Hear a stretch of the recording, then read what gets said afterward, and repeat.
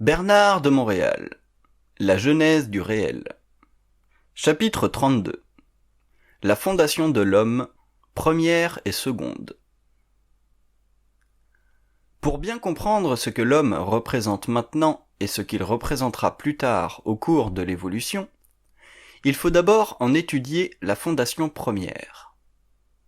L'homme est né d'un plan universel d'évolution à partir d'espace-temps que nous devons, pour des raisons d'expérience psychique limitée, surnommer les sphères. Son plan d'évolution ne fut jamais et ne put jamais être parfait de façon absolue dans sa création mentale, à cause de l'énorme complexité de l'expérience elle-même.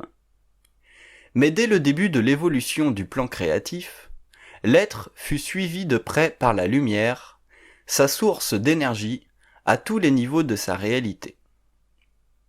L'homme lui-même était trop primitif dans son développement pour avoir conscience de cette lumière source à la base de sa manifestation planétaire.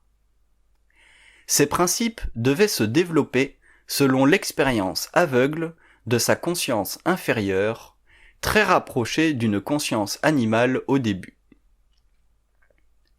La conscience animale de l'homme fut nécessaire afin qu'il puisse développer les conditions essentielles à la survie matérielle de son corps pour la protection et la permanence de la race. Derrière le voile de cette conscience primitive, la lumière de l'homme continuait à exercer lentement son pouvoir de direction. Celui-ci dura la totalité de l'involution, période de développement d'une conscience expérimentale où il fut amené graduellement à conscientiser sa nature dans le but de pouvoir éventuellement en reconnaître la source. Au cours de cette époque millénaire, l'être humain a sombré dans une progressive inconscience qui lui vient des conséquences que sa mémoire lui a fait supporter sur le plan matériel et sur celui de la mort. Durant cette longue période d'expérience, une lutte interne se livrait dans les sphères entre les forces qui voulaient garder l'homme dans l'ignorance totale de sa réalité et d'autres qui veillaient à le sortir de son sommeil profond. Cette lutte dure encore aujourd'hui et cause la souffrance de l'homme sur Terre. Cependant, il est su que l'humanité en général entre dans un nouveau cycle d'évolution où sa conscience sera élevée afin de le protéger contre l'annihilation. Les forces qui ont donné naissance à l'homme ont un but précis: fusionner un jour avec lui afin de préparer un ordre nouveau, tant sur Terre que sur un plan parallèle, et de poursuivre, en relation harmonieuse avec lui, le plan cosmique de son évolution, conçu au début de sa genèse. C'est à ce point de l'histoire de l'homme que commence le récit de sa fondation. La fondation de l'homme veut dire la définition d'une courbe évolutive sous le contrôle mental avancé d'un être libéré des forces psychiques et inconscientes de son involution primitive. Celle-ci fut nécessaire afin de créer dans le cosmos une nouvelle hiérarchie d'intelligence douée de deux facultés à la fois, l'une créative et l'autre intelligente. Les forces qui ont donné à l'homme sa raison d'être sont des forces créatives dotées du pouvoir de manipuler l'énergie cosmique et universelle. Ces forces sont créatives, mais l'intelligence ne fait pas partie de leurs facultés. Il est difficile pour l'homme de comprendre ceci, car pour lui, ce qui est créatif est forcément intelligent, et vice-versa. Mais tel n'est pas le cas dans le cadre de la réalité des sphères, car la créativité représente une capacité évolutive de manipuler l'énergie pure, alors que l'intelligence est une faculté capable d'harmoniser cette énergie sur un plan inférieur de la réalité, qui est le plan mental. Un des grands principes qui sous-tend l'évolution de l'homme est fondé sur le besoin de joindre la créativité des sphères à l'intelligence de l'homme afin de créer un nouveau type d'évolution humaine capable de prendre contrôle des forces cosmiques inférieures qui ont toujours échappé aux forces créatives parce qu'elles étaient douées de capacités littéralement différentes. Ce n'est qu'à travers l'intelligence créative de l'homme nouveau que ceci sera possible, car lui seul est investi d'intelligence réelle, c'est-à-dire non limitée par sa propre essence. Le problème particulier à la lumière et à ses forces vient du fait qu'elles aveuglent toute autre force qui les approche, et cet aveuglement les empêche de neutraliser ce que nous appelons les forces retardataires. L'homme nouveau sera doué d'une conscience capable de canaliser l'énergie créative de sa source, tout en demeurant libre de neutraliser les forces retardataires qui œuvrent à travers son inconscience. Il aura pris conscience de son pouvoir de se défaire de leurs influences subtiles sur sa conscience. Alors seulement, ces forces parasites cesseront d'utiliser l'homme pour le maintien de leur pouvoir. Elles seront obligées d'évoluer afin de prendre elles-mêmes conscience que les forces créatives cosmiques demeureront toujours suprêmes dans l'organisation évolutive du cosmos. Car ce sont ces forces créatives qui, au tout début de la vie, ont créé le son nécessaire afin que la conscience des atomes commence son lent mouvement vers la création des plans inférieurs, d'où est sortie la vie dont nous connaissons et le produit final et voulu est l'homme.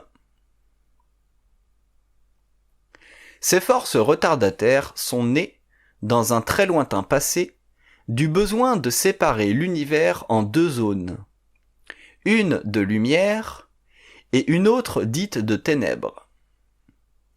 Ces deux zones étaient nécessaires afin que naisse dans le cosmos ce que nous appelons la polarité, la dualité. Sans polarité, le mouvement est impossible. De même que sans polarité, la vie devient impossible aussi. Tout ce qui naît de l'unité s'affranchit de l'unité, car la dualité représente toujours une lutte au cours de l'évolution. Dans la conscience réciproque de ces zones d'influence, elle donne naissance à la recherche de l'unité, et de cette recherche naît la lutte, la confrontation, la rébellion. L'unité cosmique dut être rompue afin que naisse la vie sur les plans inférieurs. De cette rupture de l'unité découla la dualité qui, à son tour, provoqua le mouvement. L'homme est essentiellement le produit du mouvement sur tous les plans de sa réalité. Voilà d'ailleurs pourquoi il évolue.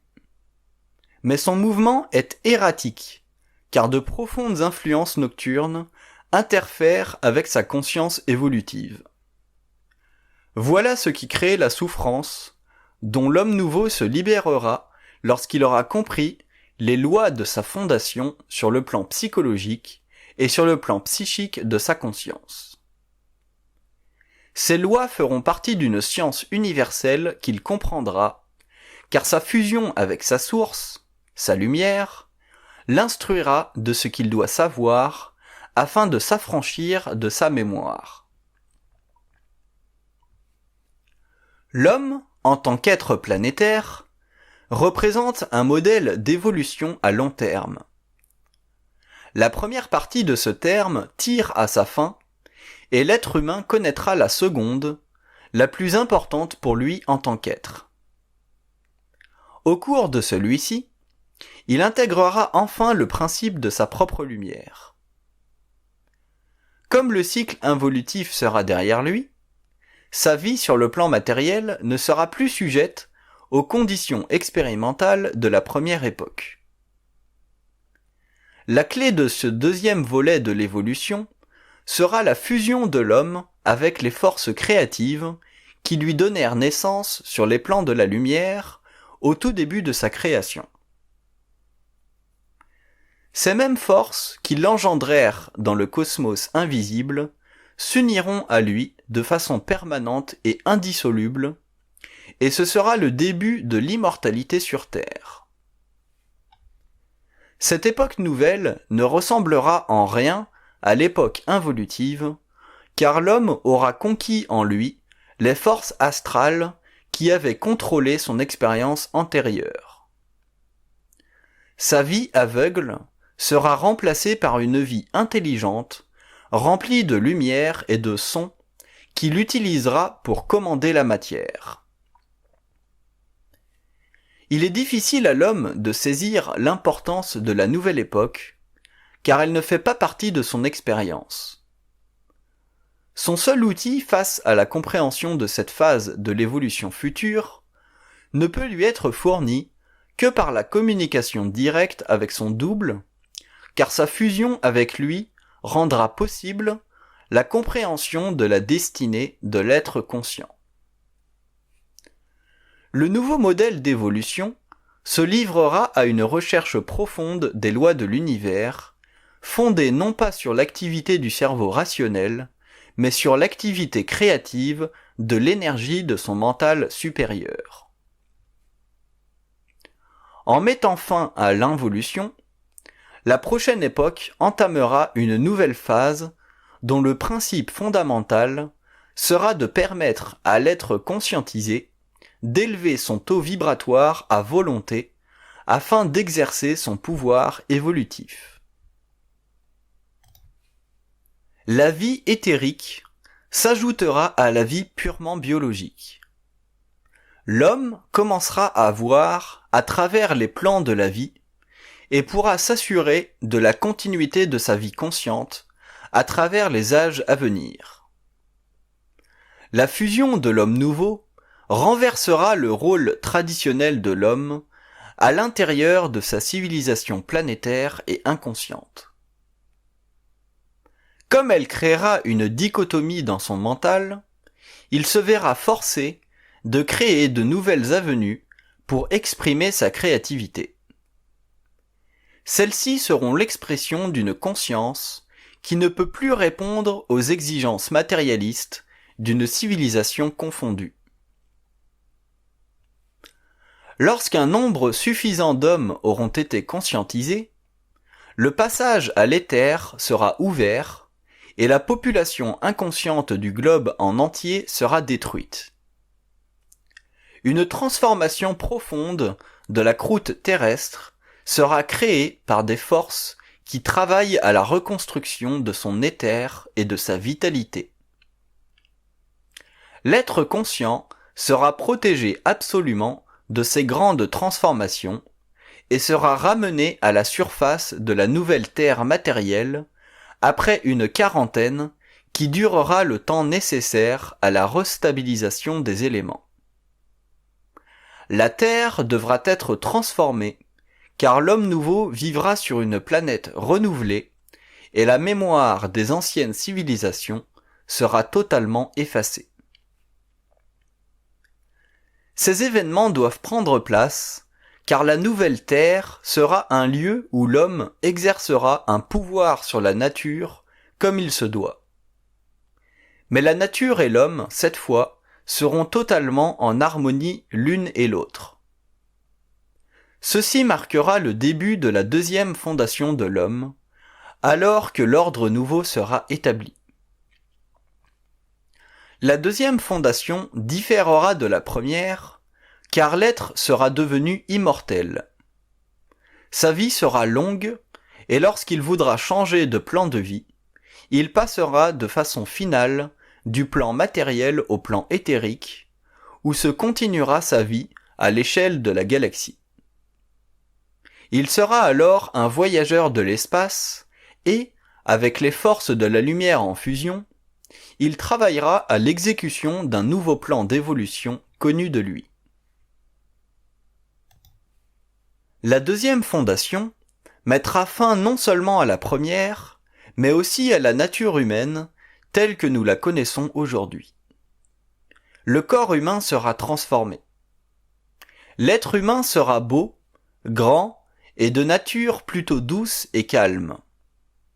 La vie sera paisible et la mort n'existera plus, de sorte que l'homme sera constamment uni à sa source. Une nouvelle civilisation sera bâtie sur les ruines de l'ancienne. Selon l'utilisation de forces provenant de la fusion de l'homme avec sa lumière, le modèle d'évolution future de la Terre et de ses nations ressemblera beaucoup plus à un paradis terrestre qu'à un enfer matériel. L'homme ne mangera plus de chair, car son corps matériel n'aura plus besoin de substances si vitales pour supporter un mode de vie extrêmement allégé. Le fait qu'il pourra communiquer avec le royaume animal ne le prédisposera pas à utiliser les bêtes pour sa servitude. Son amour de la nature sera différent, mais égal à son amour pour l'homme. La nouvelle époque coïncidera avec la destruction systématique des forces de la civilisation présente. Cette destruction viendra à la suite des efforts inutiles de la part des gouvernements pour mettre un terme à la division des nations. Cette période sera très difficile pour l'humanité, car déjà de grands efforts auront été faits dans certains secteurs de la vie publique des nations. Mais d'autres efforts, opposés à toute réconciliation, feront en sorte que l'avenir de l'humanité ne pourra plus être garanti. À ce stade, les forces militaires des nations auront accepté officiellement l'existence d'autres civilisations d'outre-espace. Mais elles se replieront sur elles-mêmes, refusant d'altérer les conditions matérielles et psychologiques de l'humanité, car le pouvoir sur Terre n'est pas dans les mains des gouvernements, tels que le croient les masses, mais dans celles d'individus puissants qui influent sur les gouvernements. La nature du pouvoir sur Terre n'a jamais été parfaitement comprise des peuples. Le pouvoir n'est pas ouvert, il est hermétique au plus haut degré. Et tout pouvoir hermétique est dirigé par des forces dont la source, en définitive, est occultement liée à l'involution de la race, consciemment ou inconsciemment. La destruction des forces gouvernantes forcera les nations à se replier dans un vide catastrophique qui forcera les peuples extérieurs à notre système planétaire à perpétrer, contre l'humanité, des actes de violence psychologique qui seront neutralisés par un nouveau pouvoir sur Terre, né d'une conscience créative et puissante. La matérialisation des forces d'outre-espace se fera de façon mondiale lorsque les gouvernements auront décidé d'unifier les nations pour mettre fin à la guerre.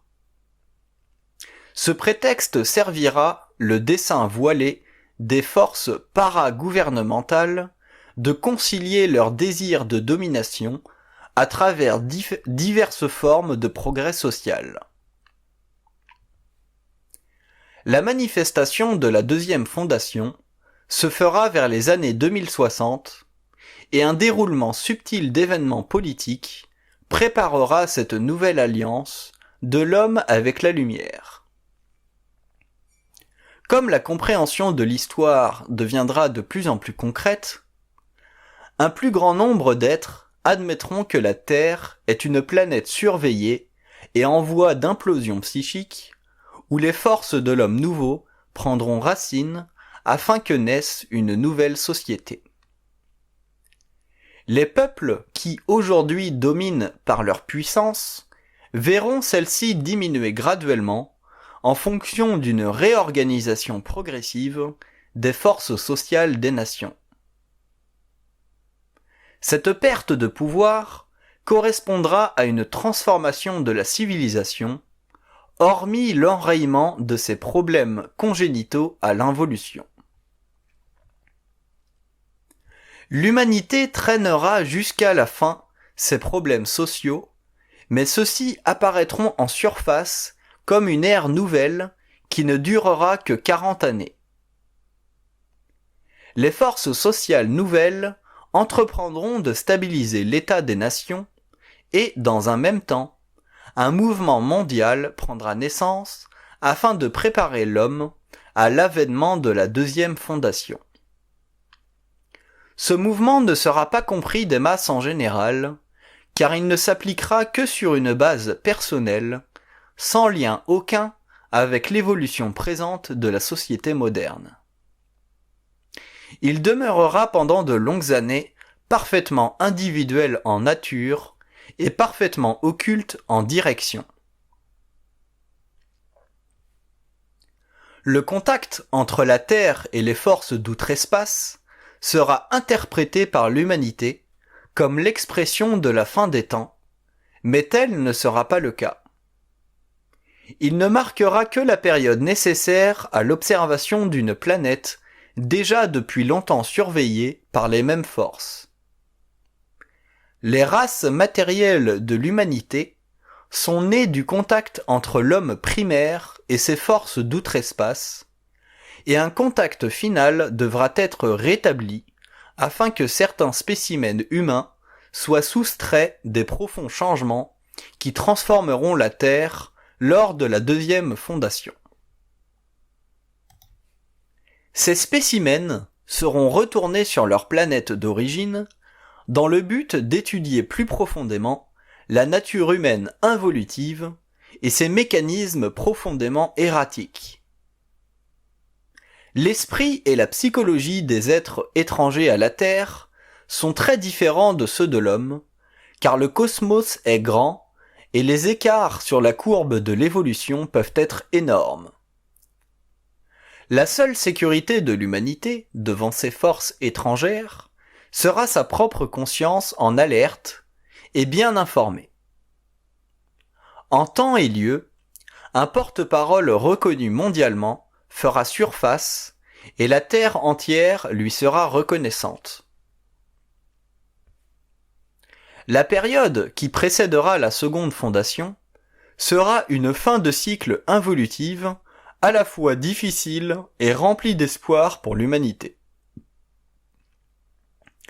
La situation mondiale aura été stabilisée grâce à l'action puissamment créative d'un envoyé dont la tâche principale sera alors de démontrer à l'humanité que l'homme est cosmique et régi par des lois universelles.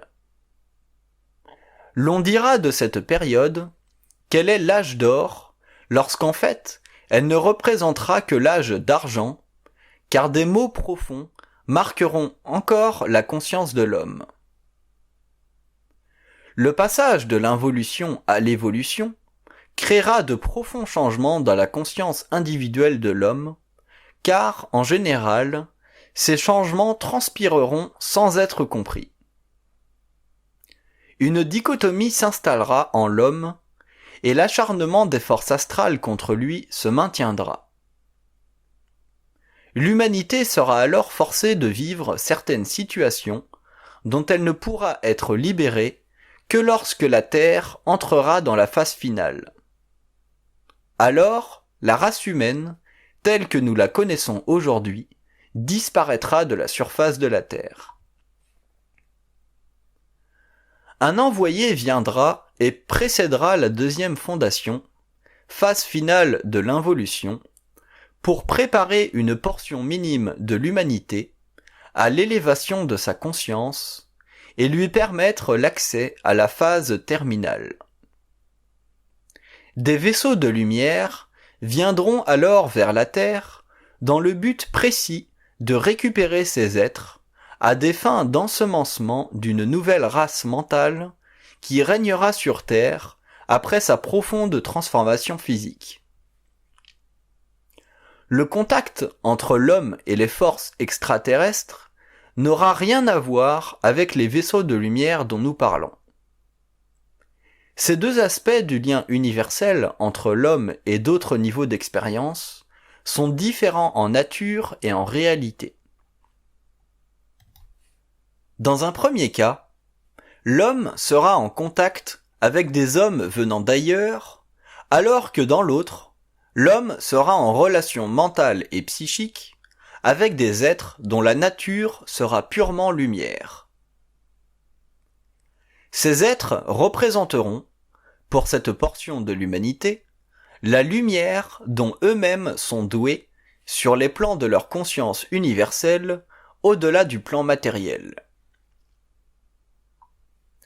De la première à la 5e sous-race, l'homme appartient à une vague de vie dont la caractéristique fondamentale a été la conscience psychomatérielle. La 6e race racine transposera la conscience humaine et la fera vibrer sur les plans éthérico-matériels de la vie. Alors que la première fondation a servi à la construction et au développement des véhicules inférieurs de l'espèce, la seconde projettera le phénomène sur une base de vie qui unira les aspects planétaires de la vie aux facultés paranormales de la conscience libérée du corps matériel. La seconde fondation instruira l'homme des secrets de la vie et de la mort. La première fondation a permis l'évolution de la mémoire subjective, de la forme et de la matière, en élevant le niveau mental et la conscience de soi. La seconde permettra à l'homme de rééquilibrer son rapport avec la mémoire involutive et de s'élever cette fois au-delà de la conscience égoïque. L'être lumière passera ainsi à un temps nouveau situé hors de la conscience involutive. L'homme intégral passera d'un temps où la conscience venait de l'accumulation d'impressions enregistrées par l'âme à un autre où l'impression sera fixée dans la conscience cellulaire. Ce mode élevé de perception permettra à l'être conscient d'intervenir créativement dans l'ordre des différents plans de vie. Libre de l'inconscient collectif, l'homme découvrira les lois de l'énergie et les secrets de la vie. La vie de la seconde fondation ne ressemblera plus à celle de la première, et l'homme dépassera le cap de la faillibilité planétaire. Comme la conscience sera axée sur le rayonnement puissant du double, l'être conscient en tirera un bénéfice créatif incommensurable, car les forces de vie actives en lui, à l'intérieur de sa dimension psychomatérielle, s'exprimeront selon sa conscience individualisée. Le subconscient ne servira plus à nourrir l'homme par voie imaginative, puisque les centres ouverts de la conscience créative donneront naissance aux aspects cosmiques de la conscience éthérique. La conscience cellulaire sera l'outil privilégié de la seconde fondation et correspondra à l'activité créative des cellules de l'être entier. La première fondation a donné à la conscience un véhicule matériel aujourd'hui parfaitement développé. La seconde mettra à la disposition de la conscience un véhicule nouveau, le double éthérique de l'homme, corps dont la substance même sera le résultat de l'élévation en vibration de la conscience des cellules à partir du plan le plus élevé de l'homme jusqu'au plan le plus inférieur de la conscience. À l'aide de ce nouveau véhicule, il entreprendra une autre évolution dans les sphères et commencera enfin à étudier les aspects occultes de son être cosmique. La seconde fondation lui permettra d'entreprendre l'étude des mystères de la vie, présents à tous les niveaux du réel et qui, groupés dans un ensemble, constituent un plan de vie unitaire, mais désharmonisé de plus en plus par l'homme involutif, car celui-ci est divisé entre lui-même et l'ordre des choses. La seconde fondation établira le lien entre l'homme de la Terre et les êtres évolutifs de la galaxie. Cette dernière cessera d'être solitaire dans son évolution, et les globes se rapprocheront d'elle, car elle grandira en science et en puissance créative. L'évolution engendrera la suprématie de l'être sur la matière, et ces corps subtils deviendront des véhicules d'expression, au lieu simplement d'être des plans d'expérience auxquels l'homme involutif est confronté tant qu'il n'a pas intégré l'énergie de ses principes. Comme la vie des mondes parallèles fera partie de celle de l'homme, ce dernier ne vivra plus sur le globe en fonction de la conscience des peuples. Son individualité intégrale aura remplacé sa personnalité fluctuante. Sa personne sera intégrale et sans faille aucune, car les forces de la lumière feront de lui un être sans passé. L'évolution sera équivalente à la réintégration de l'homme dans le mouvement naturel et cosmique de l'intelligence universelle. L'humanité future déterminera son avenir à partir de l'accès à une source d'information directement reliée à l'activité des mondes de la lumière qui supervise l'évolution des globes et de leur forme de vie. L'homme intégral réévaluera sa vie et comprendra qu'elle ne fait plus partie de l'expérience involutive ou du rapport entre les forces de l'âme et de l'ego. Il verra que la vie, telle que connue sur Terre, n'est que partiellement comprise, et que l'absence de compréhension totale tient à la condition humaine telle que vécue depuis des millénaires. Une fois la vie réévaluée, l'homme entreprendra de la mettre sous son contrôle par l'exercice de son intelligence pure. Libéré de l'expérience, il vivra de façon créative et les séquelles de ses actions ne le desserviront plus. La seconde fondation de l'homme fera se manifester sur Terre une nouvelle dimension du réel, reliée ultimement aux sphères universelles des gouvernements galactiques. La prise de conscience de civilisations très avancées, qui évoluent dans l'univers depuis longtemps, lui donnera le goût de voyager dans l'espace pour étendre ses connaissances de l'infini. Les rapports entre l'homme involutif et l'homme nouveau deviendront de plus en plus ténus, car les nouvelles forces de la conscience supramentale sépareront le passé de l'avenir, et l'homme ne dira plus que l'avenir est né du passé. Il sera le produit de l'action créative de sa conscience universalisée. Débarrassé des concepts archaïques entretenus par l'involution quant à la nature du temps et de l'espace, il deviendra rapidement un scientiste de la lumière, et sa valeur croîtra selon l'augmentation du pouvoir de sa fusion. Quand les corridors éthériques de la Terre s'ouvriront, l'homme fera l'expérience de l'unité de ses principes selon sa capacité d'engendrer le grand vide de sa conscience cellulaire, qui le propulsera dans d'autres temps et d'autres espaces psychiques réservés aux plus grands adeptes des sciences de l'esprit. L'ouverture de ces corridors informera l'homme dans la science de l'énergie et de la matière. Au cours de la seconde fondation, les mémoires atlantéennes seront remises à l'œuvre afin de donner à l'homme une conscience sur la matière équivalente à celle des hommes sacrés qui donnèrent à cette légendaire civilisation sa science motrice. Les Atlantes disparurent à cause de leur incapacité de manipuler parfaitement l'énergie cosmique, alors que l'homme nouveau aura dépolarisé son principe mental avant de pouvoir œuvrer avec des forces qui ne peuvent être créativement utilisées que dans la mesure où l'homme ne trafique pas avec celle de l'astral.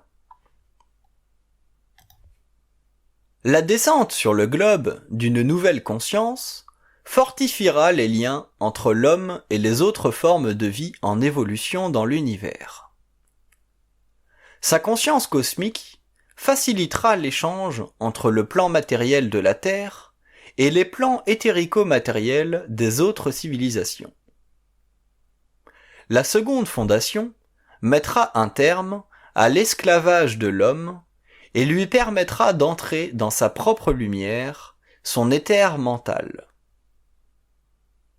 Apparaîtront sur la Terre de plus en plus de voyageurs de l'espace intéressés à entrer en contact avec les forces vivantes de la nouvelle civilisation. Le temps viendra où l'homme et ses voyageurs correspondront parfaitement dans le but éventuel d'éliminer les restrictions cosmiques qui existent entre la Terre et les globes en évolution supérieure. La seconde fondation servira l'homme, mais aussi les civilisations avancées, car dans la nature humaine se cachent des aspects de volonté de vie que ces êtres doivent comprendre afin de faciliter leur propre entendement de certaines lois universelles inscrites dans la genèse de l'homme. La première fondation fut l'ouverture de l'homme à la dimension animique de son être, aspect du réel qui lui a donné accès à la mémoire expérientielle afin de lui permettre de profiter des expériences antérieures dans le but de perfectionner sa conscience et ses principes. Au cours de cette période, la conscience humaine a grandi en intelligence planétaire alors qu'elle a perdu son aspect cosmique à cause du pouvoir des sens sur la sensibilité intérieure de l'être. Au cours de la seconde fondation, l'homme reprendra contact avec la dimension essentiellement cosmique de sa lumière. Il rétablira alors l'ordre retardé au cours de l'involution, au profit des forces en lui qui l'ont desservi à cause de son ignorance totale des lois de la vie. L'homme découvrira les plans éthériques de la matière et deviendra maître des forces planétaires qui veillent à l'évolution des royaumes qui lui sont inférieurs. Il aura accès aux secrets de la matière, au-delà de ce que la science matérielle lui a permis de découvrir, car les plans sous-jacents à la matière sont des plans de lumière ultimement sous le contrôle de l'esprit. Son esprit sera en puissance sur le globe, et la seconde fondation mettra un terme à l'involution de sa conscience planétaire. L'homme sera cosmique, et rien ne pourra plus lui être voilé. Son état sera parfaitement équilibré avec les principes de l'esprit. La seconde fondation invitera la conscience humaine à connaître les secrets de la nature à des niveaux encore inimaginables aujourd'hui, car le monde du rêve n'a pas encore été exploré par l'homme au-delà des frontières astrales de sa conscience involutive. Le perfectionnement du mental humain permettra d'introduire dans le rêve une nouvelle dimension de vie qui se décomposera en une conscience éthérique des sphères au-delà de la matière.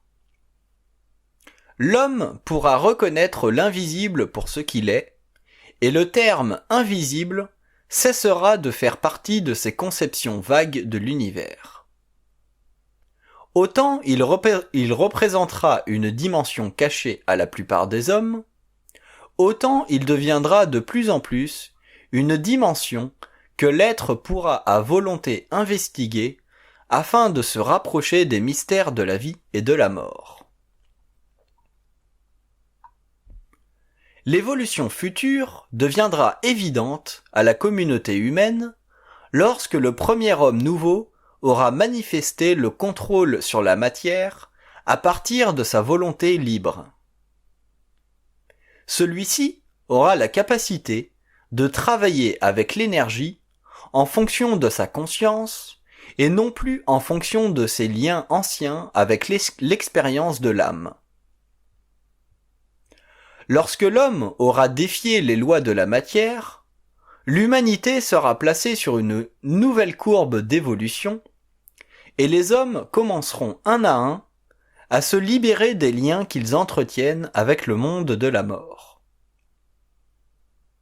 La seconde fondation prédisposera l'homme à un mode de vie dont la qualité sera sans fin, car la mort qui forçait l'homme à revenir au monde astral n'existera plus, et sa conscience ne sera plus alourdie par l'impression d'une finitude face à la vie terrestre. L'éther sera ouvert et sa conscience sera perpétuelle, ce qui donnera à l'homme le pouvoir de sa lumière sur terre. Sans perpétuité, la conscience perd sa capacité d'engendrer, c'est-à-dire de faire vibrer les forces de vie au-delà de la mort. Celle-ci a tellement affecté la conscience de l'être qu'il est incapable aujourd'hui de supporter parfaitement et consciemment le mouvement de la lumière à travers son propre mouvement planétaire. Tout est expérimental pour lui, alors que tout devrait être créatif dans le sens cosmique du terme. Mais pour que l'être soit créatif, il lui faut être en résonance avec la lumière. Ici commence la lutte de l'ego contre lui-même, c'est-à-dire contre les formes innombrables de conditionnement qui ont fait de sa vie un mouvement graduel vers la mort. La vie future augmentera le pouvoir de l'homme, car les forces éthériques de la matière seront libérées par sa conscience. Ceci permet de comprendre que l'homme intégral ne sera pas régenté, tout en faisant partie de la régence planétaire. La première fondation a imposé sur la conscience le pouvoir de la vision matérielle, alors que la seconde effectuera le transfert de la vision matérielle à la vision double, où l'être nouveau aura accès au plan parallèle. Ce contact permanent demandera que l'homme soit parfaitement équilibré dans son psychisme, car les prises de conscience supérieures seront de nature équivalente à la désintégration de l'ego subjectif. La conscience devra être suffisamment équilibrée pour la vision et pour maintenir l'ego intact. Cette révolution de la conscience fera de l'homme un être supérieur, capable de répondre à ses besoins matériels ainsi qu'à ses besoins spirituels dans le sens créatif du terme. La seconde fondation mettra un terme à l'exclusion de l'homme des sphères dirigeantes de la galaxie. Il verra comment se conduisent les affaires de l'univers et participera créativement à leur évolution. Doté de la vision éthérique, la vie sera d'un autre ordre et la conscience de la Terre s'épanouira. La conscience cosmique n'est pas simplement un éveil de la conscience humaine sur des plans plus subtils de la vie, mais une fusion intégrale avec ces plans, afin que l'homme découvre parfaitement la nature de son esprit. Celui-ci est essentiellement une flamme dont le véhicule doit être élevé en vibration, afin qu'elle s'unisse à la matière dans un éther mental où s'éteint la mémoire de l'âme, pour éveiller le Dieu dans l'homme, sa conscience de l'infinité intégrale. Cette dernière lui donnera le pouvoir sur la matière et la capacité d'évaluer la vie et ses systèmes selon un barème d'intelligence que seul l'esprit peut faire vibrer dans sa conscience. Sans l'esprit, la conscience humaine ne fait que réfléchir les pensées. Avec l'esprit, celles-ci deviennent vivantes et créatives sur les autres plans, jusqu'à ce qu'elles se matérialisent dans la forme. L'homme de l'involution ne pourra jamais comprendre les lois de la pensée, car elles ne peuvent lui être expliquées que par son esprit en fusion. Il doit vivre d'une pensée plus ou moins réelle jusqu'à ce que la vie ou le contact entre le double et l'ego se manifeste. C'est dans ce nouveau cadre de vie future que la seconde fondation fera fleurir la conscience et engagera l'homme dans le processus cosmique de la vie en évolution. Il deviendra égal à lui-même en découvrant son lien inaliénable avec la lumière. Les dimensions de la vie s'interceptent à des points qui correspondent à un certain niveau d'esprit. Plus ces niveaux sont hauts en vibration, plus la vie devient multidimensionnelle. Au cours de la seconde fondation, l'homme engendrera sur Terre les conditions futures de l'immortalité. Ces corps subtils seront transformés à un tel point que la vie s'installera dans les moindres aspects de son être matériel. Tous les plans de sa réalité coïncideront avec l'esprit et, pour la première fois, il donnera naissance à une race capable de se rendre libre du corps matériel pour participer activement à l'évolution des systèmes. Sa conscience sera telle que les forces de vie au-delà de la matière cesseront d'interférer dans son processus de vie. Il en aura enfin la commande, car la lumière et la matière auront été jointes, comme le furent celles des grands initiés par le passé. Les voiles hiérarchiques de sa conscience seront déchirés à jamais, et les êtres de lumière créeront autour de lui un centre d'intérêt jamais manifesté au cours de l'expérience planétaire.